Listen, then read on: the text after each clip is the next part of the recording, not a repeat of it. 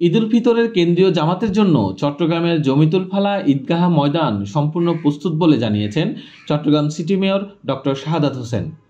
শুক্রবার জুমার নামাজের পর জমিতুল ফালা মসজিদের মাঠ পরিদর্শনকালে মেয়র এই কথা বলেন। পরিদর্শনকালে মেয়র নগরবাসীকে ঈদের শুভেচ্ছা জানান এবং রমজানের শিক্ষাকে হৃদয়ে ধারণ করে চট্টগ্রামের উন্নয়নে সবাইকে এগিয়ে আসার আহ্বান জানান।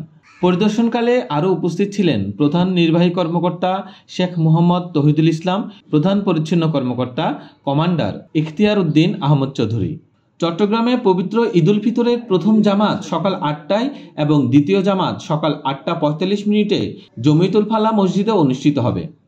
প্রথম জামাত এবং প্রধান জামাত বরাবরই সিটি কর্পোরেশনের পক্ষ থেকে জমিতুল ফালা মসজিদ প্রাঙ্গণে হয়ে থাকে এবং আগামী ঈদের জামাত সকাল ৮টায় আমরা এখানে সিদ্ধান্ত নিয়েছি এটা অনুষ্ঠিত করার জন্য। এবং এরপরে দ্বিতীয় আরেকটি জামাত আছে, সেটা আধা ঘন্টা পরে হতো আগে, আমরা সেটা সিদ্ধান্ত নিয়েছি যেহেতু সময় লাগে, সেটা 8:45টায় আমরা সেটা সিদ্ধান্ত নিয়েছি।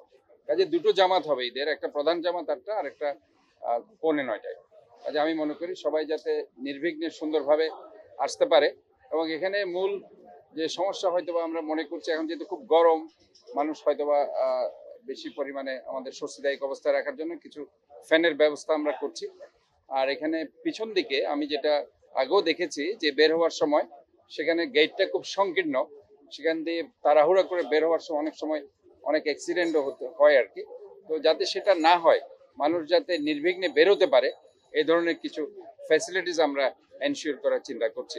আর বিশেষ করে আইন শৃঙ্খলা বাহিনী, নিরাপত্তা বাহিনীকে আমরা সাহায্য সহযোগিতা করছি। এইভাবে আমরা কিছু সিসিটিভি আমরা এখানে দিচ্ছি, যাতে করে এখানে আইন শৃঙ্খলা পরিস্থিতি সুন্দর থাকে এবং যাতে করে সবকিছু আমরা ইন ওয়ান ওয়ে আমরা সবকিছু সেটা ব্যবস্থা করতে পারি।